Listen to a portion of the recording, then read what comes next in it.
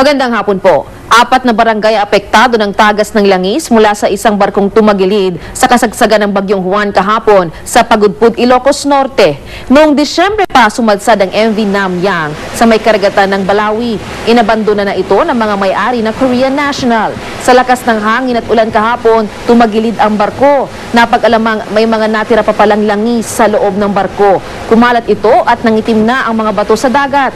Nangangamba ngayon ang mga residente sa paligid dahil masangsang ang amoy sa lugar. Ilan sa kanila gumagamit na nga ng gas mask. Ayon sa alkalde, mahigit 2 hektarya ang lawak ng oil spill. Apektado rin daw ang hanap buhay ng mga mangingisda. Tinataya nga abot ang pinsala nito sa halagang 30 milyong piso.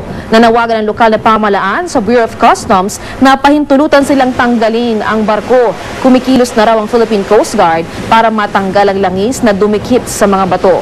Samantala, lubhang naapektuhan ang bayan ng Pagudpud sa Bagyong Juan. Dahil sa malakas na hangin, nabuwal ang ilang puno at may ilang natumba sa patrol car ng pulisya at sa bahay. Natanggal din ang bubong ng isang eskwelahang nagsilbing evacuation center sa lugar at natumba ang ilang poste ng telepono at ng kuryente. Sa lakas naman ng ulan, nagka-landslide sa kalsada pero madali itong nasolusyonan ng mga residente. Nailikas naman ang mga pamilya sa coastal areas matapos tumaas ang tubig doon. Nagsagawa naman ng relief operations ang lokal na pamahalaan para sa mga apektadong residente. Mula sa Tahanan ng Katotohanan, ako po si Lala Roque.